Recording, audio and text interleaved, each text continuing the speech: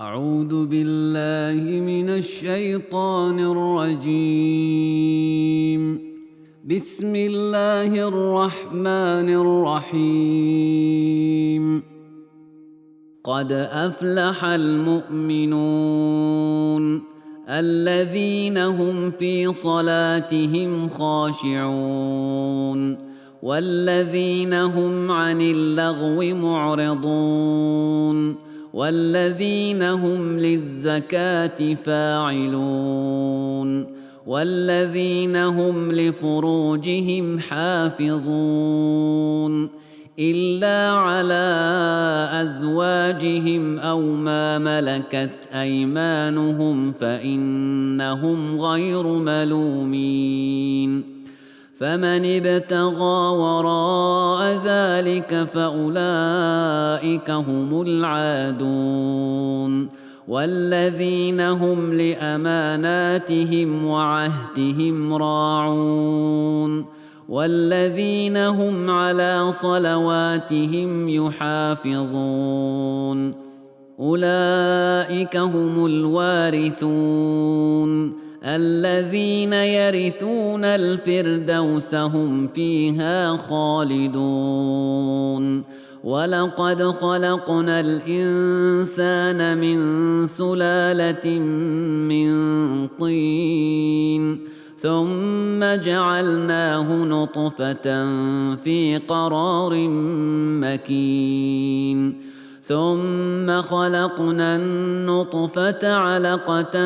فخلقنا العلقة مضغة فخلقنا المضغة عظاما فكسونا العظام لحما ثم أنشأناه خلقا آخر فتبارك الله أحسن الخالقين.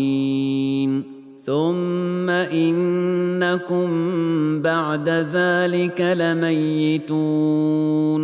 ثم إنكم يوم القيامة تبعثون. ولقد خلقنا فوقكم 7 طرائق وما كنا عن الخلق غافلين. وأنزلنا من السماء ماء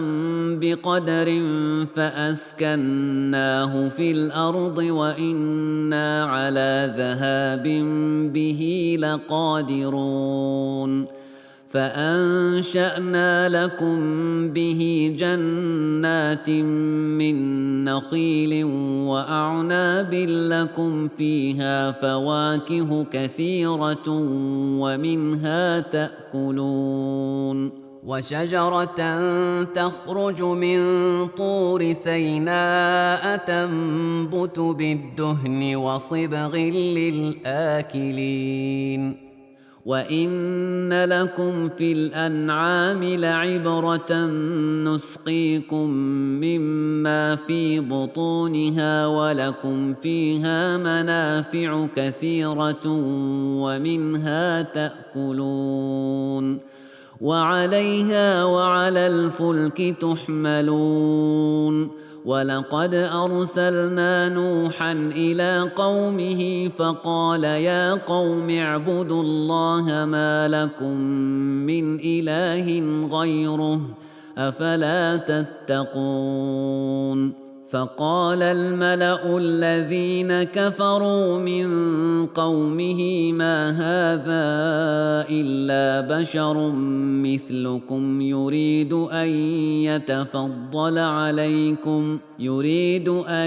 يتفضل عليكم ولو شاء الله لأنزل ملائكة ما سمعنا بهذا في آبائنا الأولين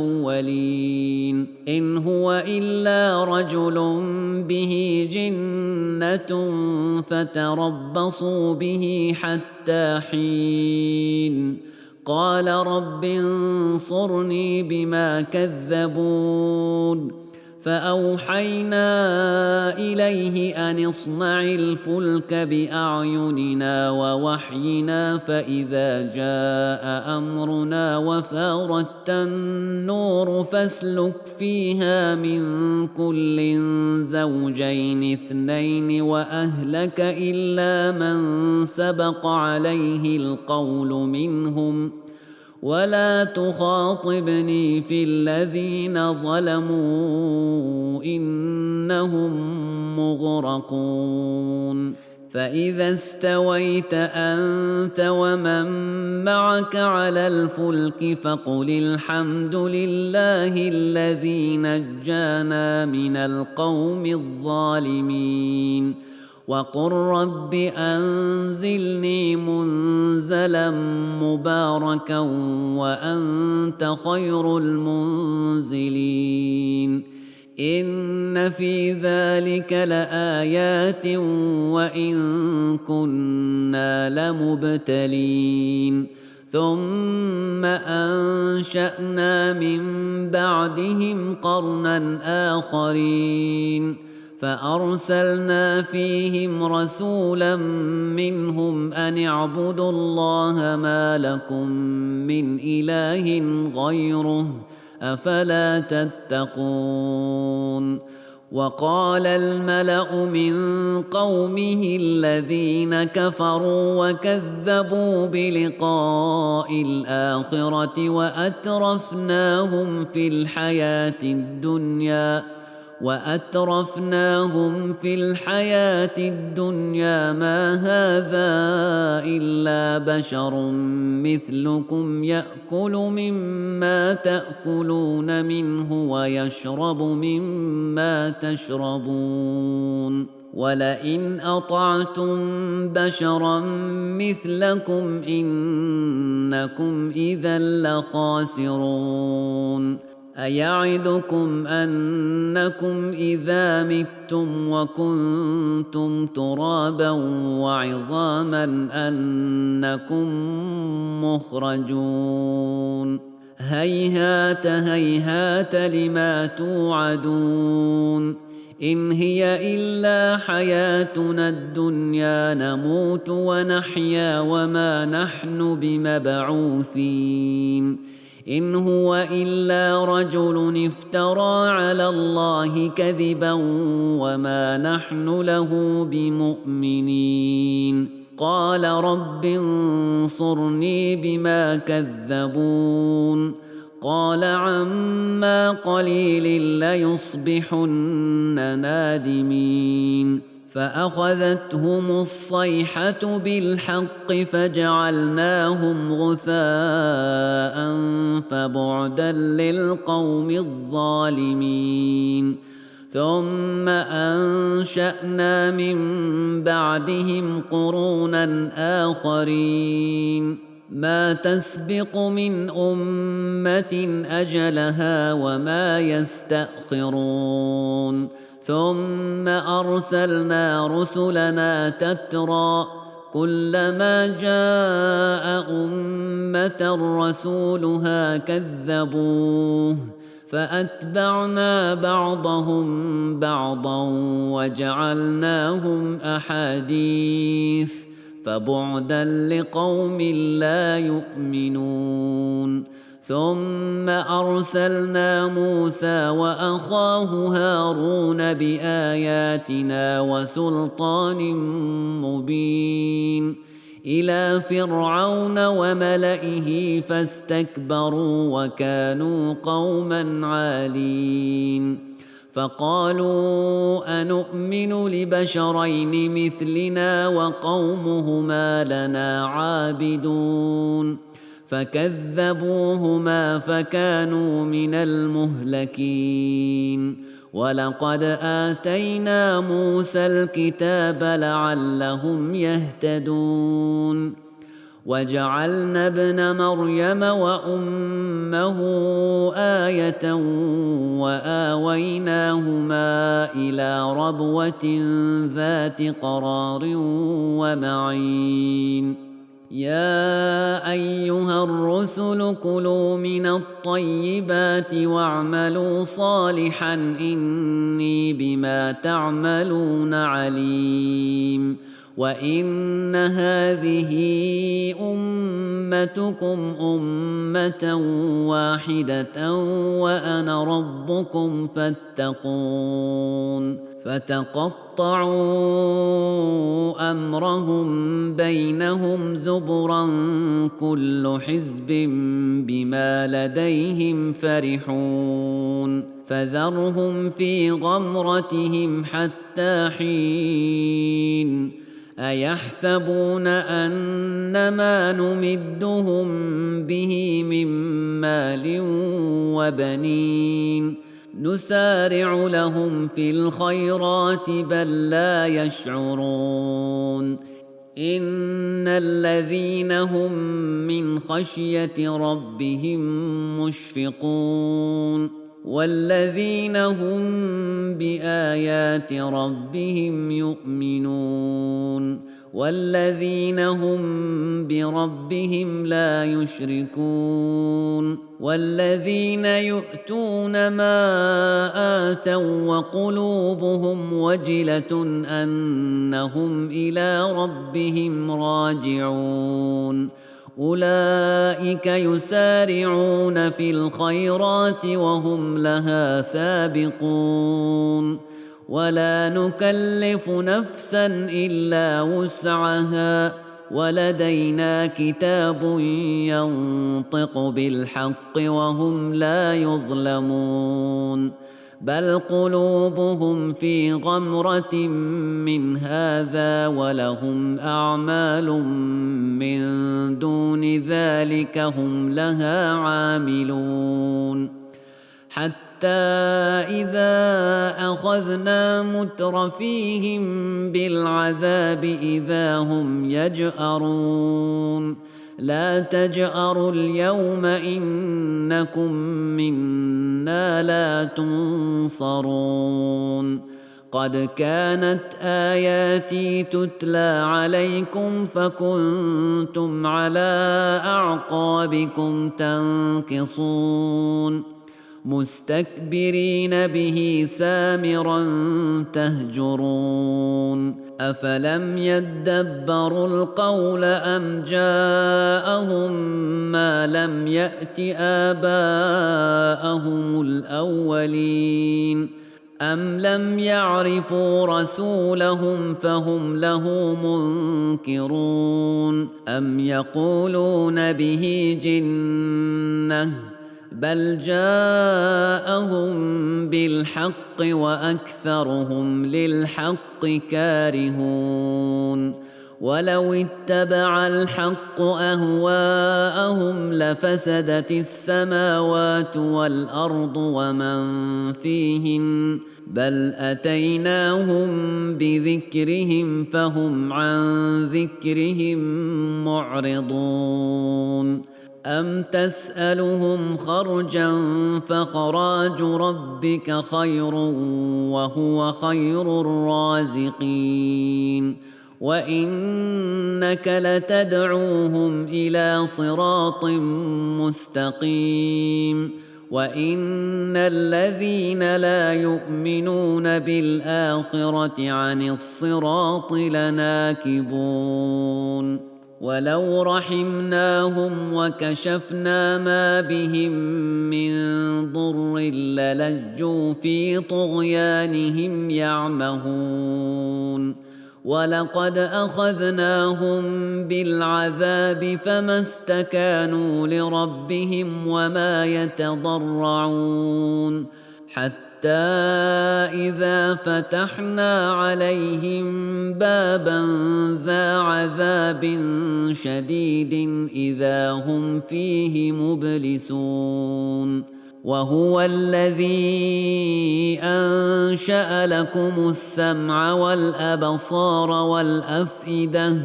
قليلا ما تشكرون وهو الذي ذرأكم في الأرض وإليه تحشرون وهو الذي يحيي ويميت وله اختلاف الليل والنهار أفلا تعقلون بل قالوا مثل ما قال الأولون قالوا أإذا متنا وكنا ترابا وعظاما أإنا لمبعوثون لقد وعدنا نحن وآباؤنا هذا من قبل إن هذا إلا أساطير الأولين قل لمن الأرض ومن فيها إن كنتم تعلمون سيقولون لله قل أفلا تذكرون قل من رب السماوات السبع ورب العرش العظيم سيقولون لله قل أفلا تتقون قل من بيده ملكوت كل شيء وهو يجير ولا يجار عليه إن كنتم تعلمون سيقولون لله قل فأنى تسحرون بل أتيناهم بالحق وإنهم لكاذبون ما اتخذ الله من ولد وما كان معه من إله إذا لذهب كل إله بما خلق ولعلى بعضهم على بعض سبحان الله عما يصفون عالم الغيب والشهادة فتعالى عما يشركون قل رب إما تريني ما يوعدون رب فلا تجعلني في القوم الظالمين وإنا على أن نريك ما نعدهم لقادرون ادفع بالتي هي أحسن السيئة نحن أعلم بما يصفون وقل رب أعوذ بك من همزات الشياطين وأعوذ بك رب أن يحضرون حتى إذا جاء أحدهم الموت قال رب ارجعون لعلي أعمل صالحا فيما تركت كلا إنها كلمة هو قائلها ومن ورائهم برزخ إلى يوم يبعثون فإذا نفخ في الصور فلا أنساب بينهم يومئذ ولا يتساءلون فمن ثقلت موازينه فأولئك هم المفلحون ومن خفت موازينه فأولئك الذين خسروا أنفسهم في جهنم خالدون تلفح وجوههم النار وهم فيها كالحون ألم تكن آياتي تتلى عليكم فكنتم بها تكذبون قالوا ربنا غلبت علينا شقوتنا وكنا قوما ضالين ربنا أخرجنا منها فإن عدنا فإنا ظالمون قال اخسئوا فيها ولا تكلمون إنه كان فريق من عبادي يقولون ربنا آمنا فاغفر لنا وارحمنا وأنت خير الراحمين فاتخذتموهم سخريا حتى أنسوكم ذكري وكنتم منهم تضحكون إني جزيتهم اليوم بما صبروا أنهم هم الفائزون قال كم لبثتم في الأرض عدد سنين قالوا لبثنا يوما أو بعض يوم فاسأل العادين قال إن لبثتم إلا قليلا لو أنكم كنتم تعلمون أفحسبتم أنما خلقناكم عبثا وأنكم إلينا لا ترجعون فتعالى الله الملك الحق لا إله إلا هو رب العرش الكريم ومن يدع مع الله إلها آخر لا برهان له به فإنما حسابه عند ربه إنه لا يفلح الكافرون وقل رب اغفر وارحم وأنت خير الراحمين بسم الله الرحمن الرحيم سورة أنزلناها وفرضناها وأنزلنا فيها آيات بينات لعلكم تذكرون الزانية والزاني فاجلدوا كل واحد منهما 100 جلدة ولا تأخذكم بهما رأفة في دين الله إن كنتم تؤمنون بالله واليوم الآخر وليشهد عذابهما طائفة من المؤمنين الزاني لا ينكح إلا زانية أو مشركة والزانية لا ينكحها إلا زان أو مشرك وحرم ذلك على المؤمنين والذين يرمون المحصنات ثم لم يأتوا ب4 شهداء فاجلدوهم 80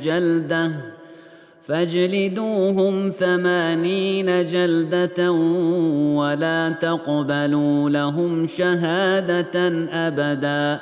وأولئك هم الفاسقون إلا الذين تابوا من بعد ذلك وأصلحوا فإن الله غفور رحيم والذين يرمون أزواجهم ولم يكن لهم شهداء إلا أنفسهم فشهادة أحدهم 4 شهادات بالله إنه لمن الصادقين والخامسة أن لعنة الله عليه إن كان من الكاذبين ويدرأ عنها العذاب أن تشهد 4 شهادات بالله إنه لمن الكاذبين والخامسة أن غضب الله عليها إن كان من الصادقين ولولا فضل الله عليكم ورحمته وأن الله تواب حكيم إن الذين جاءوا بالإفك عصبة منكم لا تحسبوه شرا لكم بل هو خير لكم لكل امرئ منهم ما اكتسب من الإثم والذي تولى كبره منهم له عذاب عظيم. لولا إذ سمعتموه ظن المؤمنون والمؤمنات بأنفسهم خيرا وقالوا هذا إفك مبين.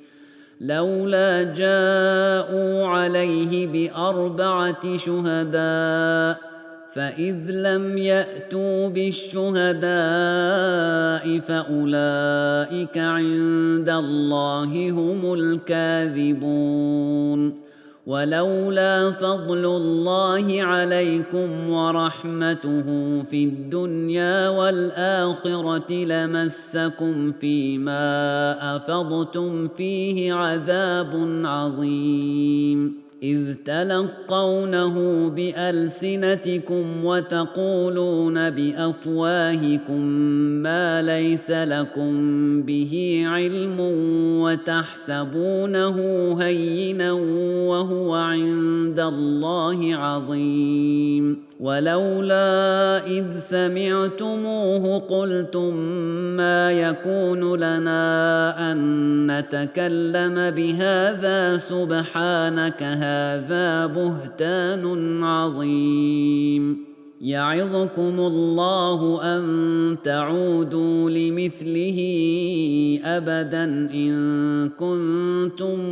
مؤمنين. ويبين الله لكم الآيات والله عليم حكيم. إن الذين يحبون أن تشيع الفاحشة في الذين آمنوا لهم عذاب أليم في الدنيا والآخرة والله يعلم وأنتم لا تعلمون. ولولا فضل الله عليكم ورحمته وأن الله رءوف رحيم. يا أيها الذين آمنوا لا تتبعوا خطوات الشيطان ومن يتبع خطوات الشيطان فإنه يأمر بالفحشاء والمنكر. ولولا فضل الله عليكم ورحمته ما زكى منكم من أحد أبدا ولكن الله يزكي من يشاء والله سميع عليم. ولا يأتل أولو الفضل منكم والسعة أن يؤتوا أولي القربى والمساكين والمهاجرين في سبيل الله وليعفوا وليصفحوا ألا تحبون أن يغفر الله لكم والله غفور رحيم. إن الذين يرمون المحصنات الغافلات المؤمنات لعنوا في الدنيا والآخرة ولهم عذاب عظيم. يوم تشهد عليهم ألسنتهم وأيديهم وأرجلهم بما كانوا يعملون. يومئذ يوفيهم الله دينهم الحق ويعلمون أن الله هو الحق المبين. الخبيثات للخبيثين والخبيثون للخبيثات والطيبات للطيبين والطيبون للطيبات أولئك مبرؤون مما يقولون لهم مغفرة ورزق كريم. يا أيها الذين آمنوا لا تدخلوا بيوتا غير بيوتكم حتى تستأنسوا وتسلموا على أهلها ذلكم خير لكم لعلكم تذكرون. فإن لم تجدوا فيها أحدا فلا تدخلوها حتى يؤذن لكم، وإن قيل لكم ارجعوا فارجعوا هو أزكى لكم، والله بما تعملون عليم. ليس عليكم جناح أن تدخلوا بيوتا غير مسكونة فيها متاع لكم، والله يعلم ما تبدون وما تكتمون. قل للمؤمنين يغضوا من أبصارهم ويحفظوا فروجهم، ذلك أزكى لهم، إن الله خبير بما يصنعون. وقل للمؤمنات يغضضن من أبصارهن ويحفظن فروجهن ولا يبدين زينتهن إلا ما ظهر منها، وليضربن بخمرهن على جيوبهن ولا يبدين زينتهن إلا لبعولتهن أو آبائهن أو آباء بعولتهن أو أبنائهن أو أبناء بعولتهن أو إخوانهن أو بني إخوانهن أو بني أخواتهن أو نسائهن أو ما ملكت أيمانهن أو التابعين غير أولي الإربة من الرجال أو الطفل الذين لم يظهروا على عورات النساء، ولا يضربن بأرجلهن ليعلم ما يخفين من زينتهن. وتوبوا إلى الله جميعا أيها المؤمنون لعلكم تفلحون. وأنكحوا الأيام منكم والصالحين من عبادكم وإمائكم إن يكونوا فقراء يغنهم الله من فضله والله واسع عليم. وليستعفف الذين لا يجدون نكاحا حتى يغنيهم الله من فضله، والذين يبتغون الكتاب مما ملكت أيمانكم فكاتبوهم إن علمتم فيهم خيرا، وآتوهم مما لله الذي آتاكم، ولا تكرهوا فتياتكم على البغاء إن أردنا تحصنا لتبتغوا عرض الحياة الدنيا، ومن يكرههن فإن الله من بعد إكراههن غفور رحيم. ولقد أنزلنا إليكم آيات مبينات ومثلا من الذين خلوا من قبلكم وموعظة للمتقين. الله نور السماوات والأرض، مثل نوره كمشكاة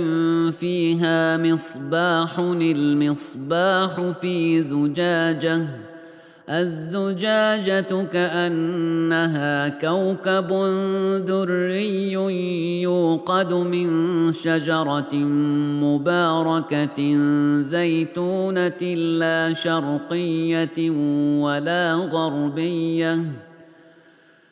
شرقية ولا غربية يكاد زيتها يضيء ولو لم تمسسه نار، نور على نور، يهدي الله لنوره من يشاء ويضرب الله الأمثال للناس والله بكل شيء عليم.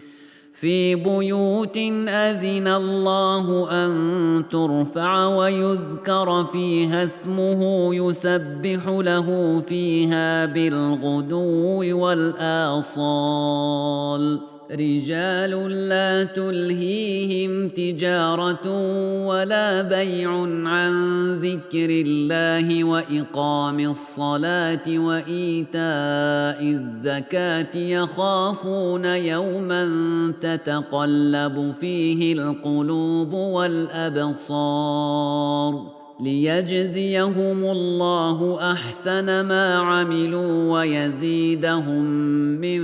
فضله والله يرزق من يشاء بغير حساب. والذين كفروا أعمالهم كسراب بقيعة يحسبه الظمآن ماء حتى إذا جاءه لم يجده شيئا ووجد الله عنده فوفاه حسابه والله سريع الحساب. أو كظلمات في بحر لجي يغشاه موج من فوقه موج من فوقه سحاب ظلمات بعضها فوق بعض إذا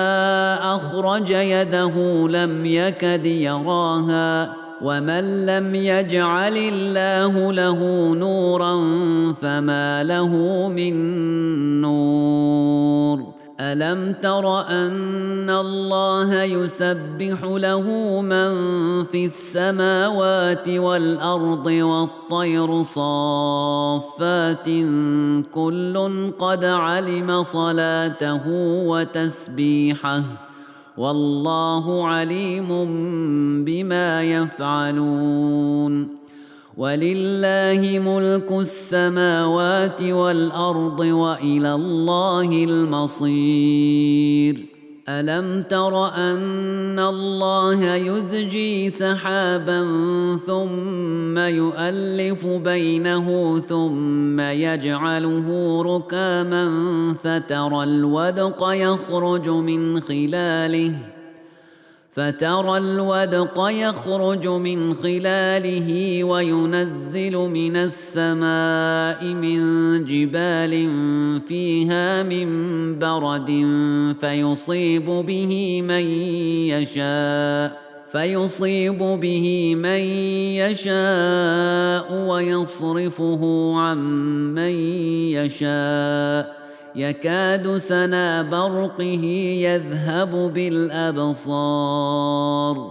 يقلب الله الليل والنهار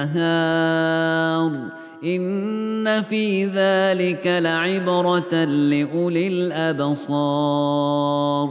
والله خلق كل دابة من ماء فمنهم من يمشي على بطنه ومنهم من يمشي على رجلين ومنهم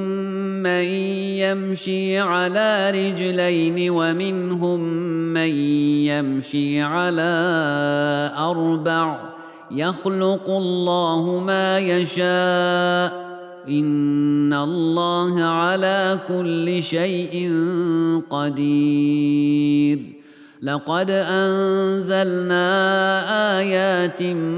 مبينات والله يهدي من يشاء إلى صراط مستقيم. ويقولون آمنا بالله وبالرسول وأطعنا ثم يتولى فريق منهم من بعد ذلك وما أولئك بالمؤمنين. وإذا دعوا إلى الله ورسوله ليحكم بينهم إذا فريق منهم معرضون وإن يكن لهم الحق يأتوا إليه مذعنين أفي قلوبهم مرض أم ارتابوا أم يخافون أن يحيف الله عليهم ورسوله بل أولئك هم الظالمون إنما كان قول المؤمنين إذا دعوا إلى الله ورسوله ليحكم بينهم أن يقولوا سمعنا وأطعنا وأولئك هم المفلحون ومن يطع الله ورسوله ويخشى الله ويتقه فأولئك هم الفائزون وأقسموا بالله جهد أيمانهم لئن أمرتهم ليخرجن قل لا تقسموا طاعة معروفة إن الله خبير بما تعملون قل أطيعوا الله وأطيعوا الرسول فإن تولوا فإنما عليه ما حمل وعليكم ما حملتم وإن تطيعوه تهتدوا وما على الرسول إلا البلاغ المبين وعد الله الذين آمنوا منكم وعملوا الصالحات ليستخلفنهم في الأرض كما استخلف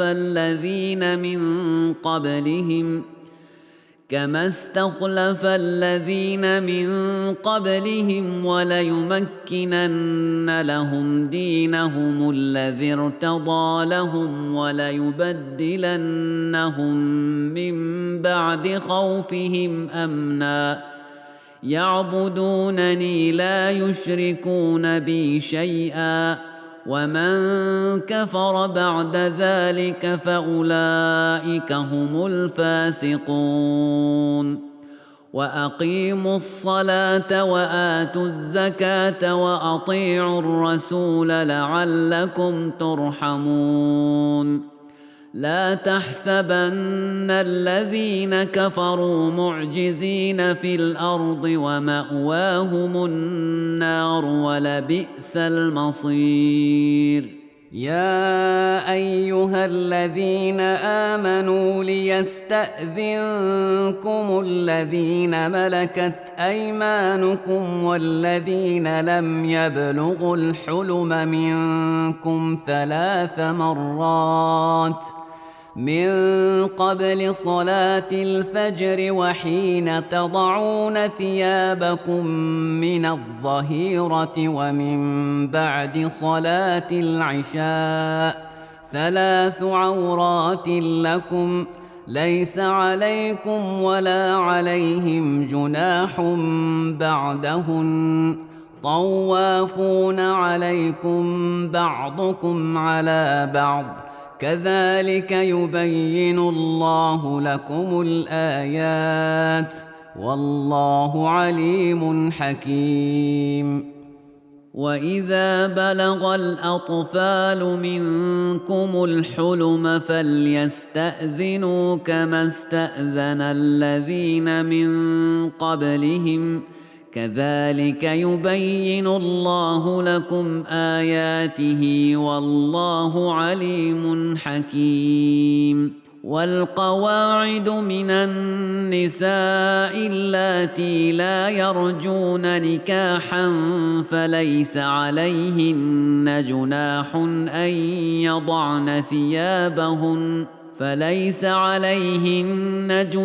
أن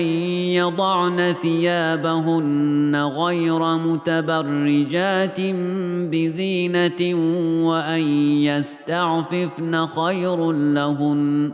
والله سميع عليم. ليس على الأعمى حرج ولا على الأعرج حرج ولا على المريض حرج ولا على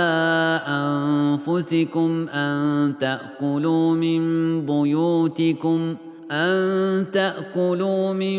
بيوتكم أو بيوت آبائكم أو بيوت أمهاتكم أو بيوت إخوانكم أو بيوت أخواتكم أو بيوت أعمامكم أو بيوت عماتكم أو بيوت أخوالكم أو بيوت خالاتكم أو ما ملكتم مفاتحه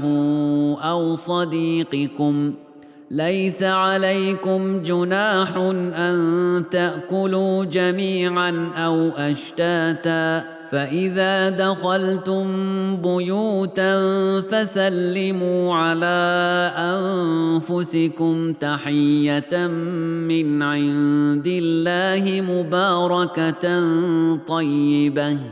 كذلك يبين الله لكم الآيات لعلكم تعقلون. إنما المؤمنون الذين آمنوا بالله ورسوله وإذا كانوا معه على أمر جامع لم يذهبوا حتى يستأذنوه. إن الذين يستأذنونك أولئك الذين يؤمنون بالله ورسوله، فإذا استأذنوك لبعض شأنهم فأذن لمن شئت منهم واستغفر لهم الله، إن الله غفور رحيم. لا تجعلوا دعاء الرسول بينكم كدعاء بعضكم بعضا، قد يعلم الله الذين يتسللون منكم لواذا، فليحذر الذين يخالفون عن أمره أن تصيبهم فتنة أو يصيبهم عذاب أليم. ألا إن لله ما في السماوات والأرض، قد يعلم ما أنتم عليه ويوم يرجعون إليه فينبئهم بما عملوا، والله بكل شيء عليم. بسم الله الرحمن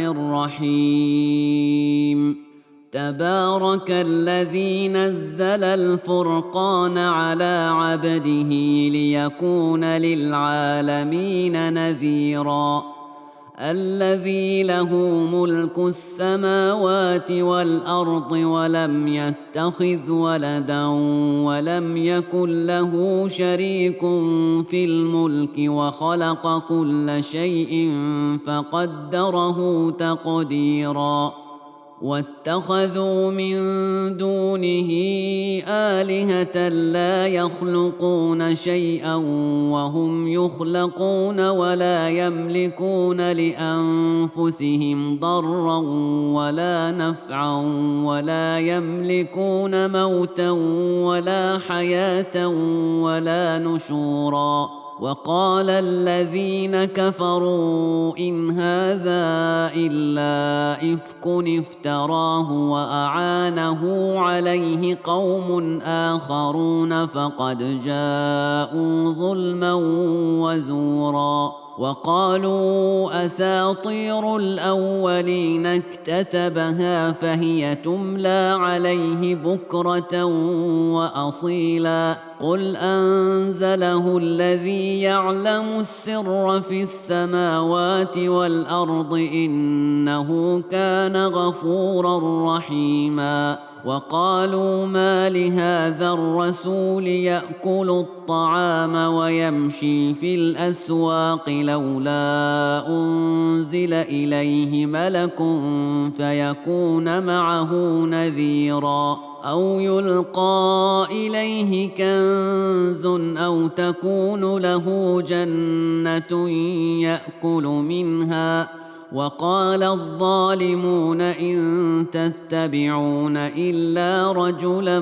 مسحورا انظر كيف ضربوا لك الأمثال فضلوا فلا يستطيعون سبيلا تبارك الذي إن شاء جعل لك خيرا من ذلك جنات تجري من تحتها الأنهار ويجعل لك قصورا بل كذبوا بالساعة وأعتدنا لمن كذب بالساعة سعيرا إذا رأتهم من مكان بعيد سمعوا لها تغيظا وزفيرا وإذا ألقوا منها مكانا ضيقا مقرنين دعوا هنالك ثبورا لا تدعوا اليوم ثبورا واحدا وادعوا ثبورا كثيرا قل أذلك خير أم جنة الخلد التي وعد المتقون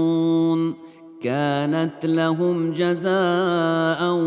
ومصيرا لهم فيها ما يشاءون خالدين كان على ربك وعدا مسئولا ويوم يحشرهم وما يعبدون من دون الله فيقول أأنتم أضللتم عبادي هؤلاء أم هم ضلوا السبيل قالوا سبحانك ما كان ينبغي لنا أن نتخذ من دونك من أولياء ولكن متعتهم وآباءهم حتى نسوا الذكر وكانوا قوما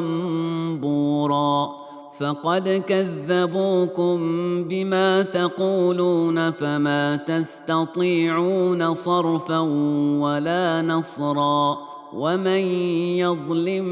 منكم نذقه عذابا كبيرا وما أرسلنا قبلك من المرسلين إلا إنهم ليأكلون الطعام ويمشون في الأسواق وجعلنا بعضكم لبعض فتنة أتصبرون وكان ربك بصيراً